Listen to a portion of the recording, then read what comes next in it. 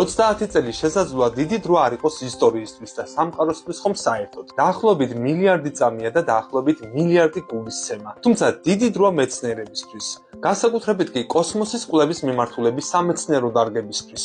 30 წლის წინ ჩვენ ჯერ კიდევ არ გვქონდა აღმოჩენილი პლანეტები მზის მსგავსი ვარსკვლავების გარშემო და არ ვიცოდით, რომ ჩვენი სამყარო სულ უფრო და უფრო სწრაფად ფართოვდებოდა. ამ ორი აღმოჩენიდან პირველი პროგნოზირებადი იყო, მეორე კი არა. წინა საუკუნის 60-იანი წლების შემდეგ ეს იყო ალბათ ორი ყველაზე მნიშვნელოვანი აღმოჩენა ასტრონომიაში. საინტერესოა თუ რას გავიგებთ ახალს სამყაროს შესახებ მომდევნო 30 წლის განმავლობაში. ახლა ჯეიმს ვების სახელობის კოსმოსური ტელესკოპი ლაგრანჟის წერტილშია განთავსებული და სავარაუდოდ მინიმუმ 2040-იანი წლების დასაწყისამდე იმუშავებს. ამ დროის განმავლობაში ბევრი საინტერესო აღმოჩენა გაკეთდება.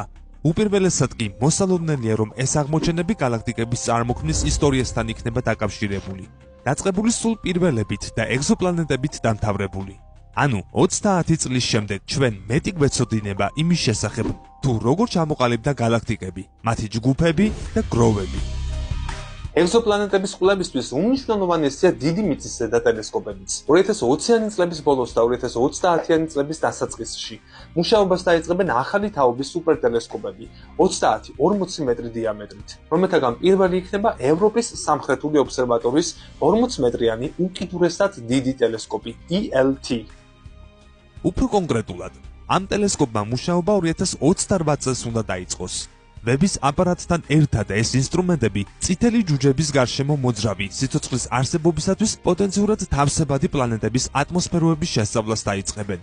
იმედია, რომ 30 წლის შემდეგ ბევრ ასეთ დედამიწის ტიპის პლანეტას აღმოვაჩენთ ატმოსფერული მახასიათებლებით, რომლებიც იქ სიცოცხლის არსებობაზე შეიძლება მიუთითებდეს.